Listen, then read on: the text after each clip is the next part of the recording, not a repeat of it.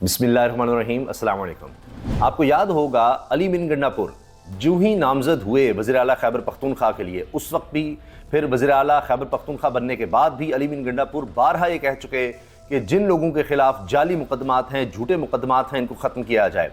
उन्होंने ये भी कहा कि जी मैं 1 हफ़्ते का वक्त दे रहा हूँ और जिन लोगों के ख़िलाफ़ जाली मुकदमात हैं वो ख़त्म किए जाएँ, वरना ये कि उनके खिलाफ कार्रवाई की जाएगी जिन लोगों ने गलत मुकदमात बनाए। इसी तरह से शेर अफजल मरवत के भी बयानात मौजूद हैं। उन्होंने भी कहा कि जी हम कानूनी कार्रवाई करेंगे, हमारा काम सिर्फ ये होगा जो भी जाली मुकदमात बनाए गए हैं, जिन लोगों ने बनाए हैं वो पुलिस के अफसरान हैं, उनको हम वार्न कर रहे हैं वो खुद ही इनको ख़त्म कर दें, वरना ये होगा कि हम एक कमेटी बनाएंगे और सब कुछ उसमें रखेंगे, सबूत लेकर आएंगे, जिसने जाली झूठे मुकदमात बनाए हैं उसका नाम और उसके खिलाफ कार्रवाई का कहकर हम अदालतों में मामला ले जाएंगे। हमने सज़ा नहीं देनी, हमने सिर्फ कानूनी रास्ता अपनाना है। अब जनाब उसकी तरफ पहला कदम उठा लिया गया है। अब जो भी सामने आएगा मामला सारा साफ शफाफ होगा। जाहिर है कि फिर अब ये हुकूमत ने देखना है। अब मुकदमात जाहिर है कि हुकूमत बनाती है और हुकूमती वकील होते हैं, प्रोसिक्यूशन होती है। अब हुकूमत इस वक्त खैबर पख्तूनख्वा में तहरीक इंसाफ की है, तो जब हुकूमत ही परसू नहीं करना चाहेगी तो फिर क्या होगा? फिर तो सारे बरी हो जाएंगे। अब जनाब खबर मैं आपके सामने पढ़ रहा हूँ, खैबर पख्तूनख्वा में PTI रहनुमाओं पर कायम मुकदमात ख़त्म करने के लिए कमेटी कायम कर दी गई। खैबर पख्तूनख्वा के वज़ीर क़ानून आफ्ताब आलम के मुताबिक कमेटी के सरबराह IG खैबर पख्तूनख्वा अख्तर हयात खान हैं। आफ्ताब आलम के मुताबिक वज़ीर आला ने कमेटी को जाली मुकदमात ख़त्म करने का टास्क दिया है। इनका कहना था कि PTI रहनुमाओं पर एक ही वाक़े की 7 FIR दर्ज हैं। वज़ीर आला के पास FIR ख़त्म करने के सवाबदीदी इख्तियारात हैं।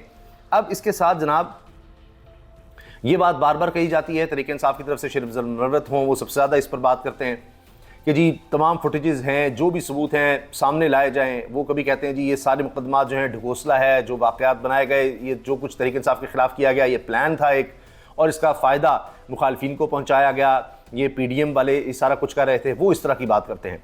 अब ये कमेटी बन गई है, हुकूमती कमेटी है, हुकूमत ने केस चलाने होते हैं, हुकूमत जब नहीं चाह रही होगी तो क्या बनेगा। इससे पहले आप देखिए कि बहुत बड़ी खबर जो आई वो सुप्रीम कोर्ट से थी कि सुप्रीम कोर्ट के लेवल तक शायद कोई और मुकदमात नहीं गए थे इस तरह के, जो जलाओ घिराओ और ये सारा मामला हुआ उसमें। तो ये जो साने 9 मई था उसके हवाले से जब सुप्रीम कोर्ट में मामला गया तो वहाँ पर ये नहीं कि एक जज साहब हैं, वो एक लार्जर बेंच, वहाँ पर ये बात सामने आई कि एक तो ये कहा गया, रिमार्क्स आए कि जी एक कांस्टेबल के कहने पर हम किसी साबिक़ वज़ीर-ए-आज़म को गद्दार कह देंगे, क्योंकि ये बात आई कि जी ये कॉन्स्पिरेसी थी और पुलिस अफसर से, तफ्तीशी अफसर से वहाँ पर सुप्रीम कोर्ट में पूछा गया कि भाई ये जो 5 लोग ज़मानत मांगने आए हैं, ज़मानत की दरख्वास्त थी 5 लोगों की और वो मंजूर हो गई थी, उनको ज़मानत पर रिहाई मिल गई। लेकिन उसमें रिमार्क्स से सामने आया कि उन्होंने कहा जी किस तरह से ये सारा आपने कहा, दहशतगर्दी की आपने दफ़ात लगा दी हैं, आपको पता भी है दहशतगर्दी क्या है और जलाओ घिराओ में या इस तरह रैली निकालने में फ़र्क है। वो कहते जी ये रैली में शामिल थे लोग। उन्होंने कहा रैली में शामिल होना दहशतगर्दी है। फिर जजेस ने गिनवाना शुरू किया कि दहशतगर्दी क्या है। उन्होंने कहा हाल ही में हमारे जवान फौजी अफसर वो शहीद हुए हैं, हमला हुआ है, वो दहशतगर्दी है, आर्मी पब्लिक स्कूल सानिया वो दहशतगर्दी, इस तरह वो गिनाने लगे। उन्होंने कहा कि महज आप कहते हैं बाहर निकला या कुछ और उसने इस तरह कर दिया, कानून हाथ में लिया, हर चीज़ दहशतगर्दी नहीं हो जाती। ये सुप्रीम कोर्ट की तरफ से रिमार्क सामने है। अब उसमें क्या हुआ कि तफ्तीशी अफसर ने कहा जी कि कांस्टेबल ने बताया, जो कि ज़मान पार्क इमरान खान साहब की रिहाइशगाह पर मौजूद था, उसने बताया कि जी ज़मान पार्क में कांस्टेबल जो ड्यूटी पर है वो कह रहा है ज़मान पार्क में सारी साजिश तैयार हुई। तो अब आप देखें कि वहाँ पर सुप्रीम कोर्ट की तरफ से रिमार्क सामने आया कि जी एक कांस्टेबल के कहने पर हम साबिक़ वज़ीर-ए-आज़म को गद्दार करार दे दें। तो ये अब लग रहा है कि केसेस खड़े नहीं हो पा रहे। और अभी आपने देखा कि कुछ केसेस में ज़मानतों पर रिहाइयाँ मिलना शुरू हो गई हैं। कई केसेस में मैंने देखा दर्जनों लोग रिहा होना शुरू हैं। अभी भी जो बड़े बड़े रहनुमा हैं वो अभी भी कैद हैं, उन पर मुकदमात चल रहे हैं, जिनमें प्रेज़ इलाही भी हैं, उनमें सेनेटर एजाज चौधरी हैं, इसके अलावा मियां मोहम्मद रशीद हैं, डॉक्टर यास्मीन राशिद साहिबा हैं, सनम जावेद हैं और बहुत से लोग हैं। लेकिन ये खैबर पख्तूनख्वा की हद तक तो मामला बिल्कुल ही ख़त्म लग रहा है। बाकी जहाँ तक बात है पंजाब की, वहाँ पर आप देखें तो प्रेज़ इलाही साहब की मैं अगर बात करूँ, उनकी कई पसलियाँ टूट गई। ये ऑफिशियल रिपोर्ट सामने आई है, सरकारी रिपोर्ट, कि वो गिर गए थे, उनको चोटें आई हैं, पसलियाँ जो हैं उनकी फ्रैक्चर, कई इस तरह के फ्रैक्चर आए हैं। अभी तक उन पर इल्ज़ामात हैं, यानी मुलजिम हैं वो, मुजरिम नहीं, अभी जुर्म साबित नहीं हुआ। तो इस हद तक बहुत से लोग कह रहे हैं जी क्या परवेज़ इलाही साहब को ज़मानती मिल सकती, जब कहा गया कि मियां नवाज शरीफ साहब बीमार हैं और ये है वो तो इलाज के लिए उनको बाहर भी भेज दिया, सब कुछ था। ये तो खुद रिपोर्ट आ गई कि पसलियाँ भी टूट गई हैं, 80 साल के करीब उनकी उम्र है, तो अब ये तो ज़मानत का केस बनता है। बहरहाल ये परवेज़ इलाही साहब के हवाले से बात हो रही है। दीगर उमर सरफराज चीमा साबिक गवर्नर पंजाब, उनकी आप देखें क्या हालत है, कहा जा रहा है उनको ऑपरेशन की उनकी ज़रूरत है, फिर उनको कई मसाइल का सामना है, व्हील चेयर पर कई दफ़ा उनको आते देखा गया है और बहुत से हैं, तो उनके मामला अलग से इस वक्त चल रहे हैं। तो जिसने भी कुछ जुर्म किया है उसको सज़ा मिलनी चाहिए, केसेस तेज़ी से चलने चाहिए। महीनों हो गए हैं, मिलिट्री ट्रायल अलग से चल रहे हैं, वहाँ भी अब कहा जा रहा है कि शायद मुकम्मल हो गए हैं। जिसने भी जुर्म किया है साबित हो जाए तो उसको सज़ा मिलनी चाहिए। मगर बात यह है कि अब साबिक़ वज़ीर-ए-आज़म मुस्लिम लीग नून के रहनुमा रहे शाहिद खाकान अब्बासी साहब, और अभी तक मुस्लिम लीग नून के खिलाफ बात नहीं करती। शाहिद खाकान अब्बासी साबिक़ वज़ीर-ए-आज़म कह रहे हैं कि जी ये सिविलियन का जो है ना मिलिट्री में ट्रायल नहीं होना चाहिए, उसके मसाइल होते हैं, आप सिविल कोर्ट्स को बेहतर करें, वहाँ पर आप जिसने भी ये किया है या तनसीबात पर फौजी तनसीबात पर हमले किए हैं उनको वहाँ सज़ा दें। अगर कोई फ़ौजी साथ उनके मिला हो, मुलव्विस उसके साथ मिलकर किसी ने किया हो तो फिर फ़ौजी ट्रायल आप करें, ये उनका कहना है। बहरहाल अब सुप्रीम कोर्ट में फिर से मामला आ चुका है तो उस पर देखना होगा क्या होगा। अच्छा, इसके अलावा आप ये देखिए कि एक तरफ ये अली मीन गंडापुर जो हैं उन्होंने ये काम कर दिखाया है, कमेटी बना दी है, जो वो बात करते रहे, बात सामने आती रही।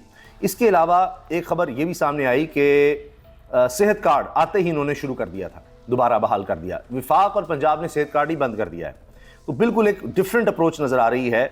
और जो ऐलानात किए गए थे या मंशूर का कहा गया था उस पर अमल दरामद खैबर पख्तूनख्वा की हद तक हमें कम से कम उसका आगाज़ नज़र आ रहा है। इसके अलावा एक और चीज़ ये भी काबिल गौर है कि अभी ये भी ऐलान हुआ कि 10 करोड़ इमदाद का ऐलान किया है खैबर पख्तूनख्वा की हुकूमत ने फ़लस्तीन के मज़लूम मुसलमानों के लिए, वो भी एक खबर हाईलाइट हो रही है। इसके अलावा हसनात मलिक साहब ये कह चुके हैं कि सुप्रीम कोर्ट में, लाहौर हाई कोर्ट में, इस्लामाबाद हाई कोर्ट में ये इंटरनल डिबेट चल रही है कि जी हम इर्रेलेवेंट हो गए हैं, अदालतें इर्रेलेवेंट हो गई हैं, और जो इमेज है अदालतों का, निज़ाम इंसाफ का, उसको बहाल करने के लिए कुछ तो करना होगा। कि लोगों में परसेप्शन चला गया है कि जी अदालतों का कोई फ़ायदा नहीं है, वो अगर डीसी को हटाने का भी कह दें, कुछ भी कह दें, वो नहीं होगा, किसी के ऊपर तौहीन अदालत भी लगा देंगे, कोई फ़ायदा नहीं है। यानी अदालतों में जाना तो ऐसे बेकार की चीज़ है कि जनाब फैसले तो हुए हुए हैं, इस तरह का एक इमेज जा रहा है, तो इसको बदलने की ज़रूरत है। और पहले की तरह हसनात मलिक साहब के अल्फाज हैं शाहज़ेब खानज़ादा के शो में कि पहले की तरह जो रियासत की तरफ से, रियासतीदारों की तरफ से जो एक सोच या नज़र आ रहा था, जो बहुत ज़्यादा वो इस चीज़ को परसू कर रहे थे बहुत ज़्यादा, अब लगता है कि वो भी थोड़ा मामला पीछे हटे हैं। फिर 8 फरवरी का जो मामला है, जिस तरह लोगों ने वोट दिया है तहरीक इंसाफ को, उसने ये सारा माहौल बदल दिया है। अब इसमें आप ये देखिए कि हालात किस तरफ जा रहे हैं। उसमें मैं देख रहा हूँ कि मतीला जान साहब सीनियर साफ़ी लिखते हैं कि जी इलेक्शन का मैंडेट जो चोरी हुआ, ये चोरीशुदा माल बरामद भी होगा, और अब हाथ पांव मारे जा रहे हैं खुद को बचाने के लिए, क्योंकि अवाम ने 8 फरवरी को मैंडेट तो दे दिया है। अब क्या इससे निकला जाए, कैसे निकला जाए, ये एक मामला अलग से परेशानी का बायस बना हुआ है। हारून रशीद साहब कहते हैं कि राना सनाउल्लाह भाग गए, अव्वल इमरान खान को कत्ल की धमकी दी, रद्द-ए-अमल हुआ तो फरमाया सियासत की बात थी, कत्ल कहाँ से आ गया। राना सना साहब समेत धमकियाँ देने वाले इतने ही बहादुर होते हैं, सरकार के खूंटे पर ही दलेरी दिखाते हैं। और क्योंकि वो कह रहे थे वजूद जब तक इसका माइनस नहीं होता, इसका वजूद माइनस नहीं होता, अब वो कह रहे हैं वो तो सियासत का, मैंने कहा था कि सियासी तौर पर इसको अलग कर दें, सब ठीक हो जाएगा। बस यानी इमरान खान सियासत छोड़ दे, सियासत ख़त्म कर दे, सब तो फ़ौरन सब कुछ ठीक हो जाएगा। आप देखें सब कुछ ठीक है। अच्छा, इस पर हारून रशीद साहब पहले कह चुके हैं इमरान खान कत्ल क्यों मतलूब है, नवाज शरीफ वज़ीरदारी का ज़माना ख़त्म हुआ, आसफा भुट्टो सब मुखालिफ उम्मीदवारों का कागजात मुस्तरद, यानी आसफा भुट्टो साहिबा के मुकाबले पर जितने भी उम्मीदवार खड़े होना चाह रहे थे सबके मुस्तरद। और फिर ये भी इन्होंने अपने वीलॉग में जिक्र किया, लाहौर शहर मुजरमों के हवाले से मतलब एक अमाजगा बन गया है। अब लोग मिसालें कराची की देने लगे हैं जी, लाहौर में इतने जराइम बढ़ गए हैं, ये भी मामला एक अलग से चल रहा है। अच्छा, शरिया रफीदी कहते हैं जी इमरान खान सब कुछ बर्दाश्त कर लेगा मगर ईमान और पाकिस्तान का सौदा कभी नहीं करेगा। अल्लाह ताला ने इमरान खान को अपने दीन की सरबलंदी और नामूस रिसालत सल्लल्लाहु अलैहि वसल्लम के लिए चुना। अल्लाह इस काम के लिए हर एक को नहीं चुनता। मर्द मुजाहिद, मर्द कलंदर इमरान खान की गैरत को सलाम, जिसकी तरबियत को सलाम। शरिया रफीदी का ये बयान सामने आया है जी, इनको भी कोर कमेटी में शामिल किया गया है। और एक और ख़बर जनाब, शेर अफजल मरवत कह रहे हैं कि हमें इजाज़त अगर नहीं मिली हुकूमत की तरफ से 30 मार्च को जलसे की, जो कि नहीं मिली, और हुकूमत की तरफ से इनकार कर दिया गया है। इस पर इस्लामाबाद हाई कोर्ट की तरफ से कहा गया था जी जल्द फैसला करें इंतजामिया, इजाज़त दे रहे हैं नहीं दे रहे, क्योंकि ये मामला तहरीक इंसाफ लेकर गई थी इस्लामाबाद हाई कोर्ट में। और वहाँ पर अदालत से कहा गया कि जी हुकूमत इसका जल्द फैसला करे। तो हुकूमत ने फैसला कर दिया है कि कोई इजाज़त नहीं है तहरीक इंसाफ को जलसे की, और इस पर अब शेर अफजल मरवत ने कहा है कि जी हमारे काफ़िले पहुँचेंगे और हम जलसा तो करेंगे, हर सूरत करेंगे। इससे भी बढ़कर वो कह रहे हैं कि जी मुझे 30,000 लोग मिल जाएँ, 30,000 लोग मिल जाएँ, और तो मैं आपको हल्फिया कह रहा हूँ कि इमरान खान जेल से रिहाई भी मिलेगी और हमारा चोरी शुदा मैंडेट भी वापस होगा। ये बात जनाब शेर अफजल मरवत कह रहे हैं, बड़े दावे से कह रहे हैं। तो ये जनाब सूरत हाल है। अब तहरीक इंसाफ के बारे में ये कहा जाए कि वो खामोश होकर बैठ गए हैं, या ये मैंडेट का जो मामला है बस अब जो हो गया सो हो गया, छोड़ें परे इसको, ऐसा होता नज़र नहीं आ रहा। और इसी में आप देखें कि हत्ता के असद कैसर जो वैसे बड़े समझे जाते हैं कि चले मामलात को सुलझाने वालों में होंगे और सबको साथ लेके चलने में होंगे, वो कहते हैं जी कोई सोचता है कि मर्ज़ी के फ़ैसले हम पर मुसलत करेगा, वो भूल में है, और बानी पीटीआई जल्द जेल से निकलेंगे और वज़ीर आज़म बनेंगे। फिर ये कह रहे हैं कि जी हम निकलेंगे और बैठेंगे नहीं, और अपना चोरशुदा मैंडेट हर सूरत हम वापस लेंगे। इस तरह के ये बातें मुसलसल कर रहे हैं। और इसके अलावा जनाब ये भी कहा जा रहा है एतजाज़ एहसन की तरफ से कि क़ब्ल अज़ मसीह से पहले भी ऐसा नहीं हुआ होगा जैसा इमरान खान के केसेस में हुआ कि प्रोसिक्यूशन के वकला को ये कहा जाए कि आप अगले ही लम्हे मुलजिम के वकील होंगे। कभी ऐसा नहीं सुना। बैरिस्टर एतजाज़ एहसन चौधरी। अब कई केसेस वाकई ऐसे हैं कि वो ठहर ही नहीं पाते। अभी आपने देखा कई केसेस में ज़मानतें हुई हैं, लोग रिहा हुए हैं, हो रहे हैं कारकुन रिहा, और वो इसी वजह से कि वो केसेस साबित नहीं हो पा रहे। अच्छा, इसके अलावा जनाब मेहरबानू कुरैशी साहबा कहती हैं तहरीक इंसाफ के रहनुमा पाकिस्तान तहरीक इंसाफ को दीवार से लगाया जा रहा है। वज़ीर आला खैबर पख्तूनख्वा अली मीन गंडापुर समेत कई अरकान पार्लियामेंट के गिरफ्तारी वारंट निकाल दिए गए। पार्लियामान में हमारा पोजीशन लीडर तक नहीं बनने दिया जा रहा। तो इधर से अली मीन गंडापुर को भी रिलीफ मिला। तो अब देखना यह है कि ये अब क्या सारे केसेस ख़त्म हो गए। और इमरान खान के साहब के हवाले से वो ख़ुद तो कह चुके हैं इमरान खान कि जी ये 5-6 माह बाद ये हुकूमत ही ख़त्म हो जाएगी और तब तक मैं जेल में रहने को तैयार हूँ। 5-6 महीने अभी मुझे और जेल में रखेंगे। तो वो जो वजूद की बात राना सनाउल्लाह करें, उनको डर यही है शायद 5-6 माह बाहर आ गया तो फिर क्या होगा, और सियासत से इसको किस तरह माइनस करें। अपने हवाले से उन्होंने कहा है कि इसहाक डार की जगह मोहम्मद औरंगज़ेब को वज़ीर ख़जाना और मोहसिन नकवी को वज़ीर दाखिला लगाना हुकूमत की कामयाबी के लिए मौजू और बेहतर फ़ैसला है। ये ना करते तो फिर मामला ज़रा मुश्किल होते। वो इस तरह का इशारा दे रहे हैं। तो अब क्या इन्होंने आगे करना है जनाब, इसी से आप अंदाज़ा लगा लीजिए। और अच्छा, फिर आखिर में मैं आपसे ये अर्ज़ कर दूं कि अब हो ये रहा है कि एतजाज़ साहब हों, वो भी अदलिया के हवाले से, तो मैंने सनात मलिक साहब का बताया कि इंटरनल डिबेट भी चल रही है। तो ये अदलिया पर भी अब ये दबाव आ रहा है कि जी सिविल लिबर्टीज़, ये सनात मलिक साहब की खबर है कि सिविल लिबर्टीज़ के हवाले से लोगों की जो शख्सी आज़ादी है उसके हवाले से जो हो रहा है, इस पर बड़े सवालात उठ रहे हैं और पूरी दुनिया देख रही है कि यहाँ पर इंसानी हुकूक के साथ क्या हो रहा है।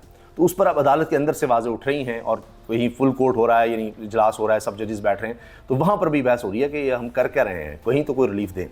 तो उससे लगता है कि शायद ये केसेस अब मंतकी अंजाम की तरफ शायद कहीं जाएँ। एतजाज़ साहब ने जनाब जीएन के प्रोग्राम में कहा है काजी फ़ाइज़ को शायद सीनियर जजों से फ़ौजी अदालतों के हक़ में फ़ैसला मिलने की तवक्को नहीं, इसलिए उन्होंने जूनियर जजेस पर मुश्तमिल बेंच बनाया है। काजी फ़ाइज़ ईसा को उमर अता बंदयाल दौर में बेंच में सीनियर जजेस शामिल ना किए जाने का शिकवा रहता था। 5 रुकनी बेंच का फ़ैसला ज़ीरक और बेहतरीन था। बैरिस्टर एतजाज़ एहसन। ये है जनाब मौजूदा जो अदालती मामलात हैं, केसेस हैं, उनके हवाले से कुछ अपडेट्स। अल्लाह हाफ़िज़।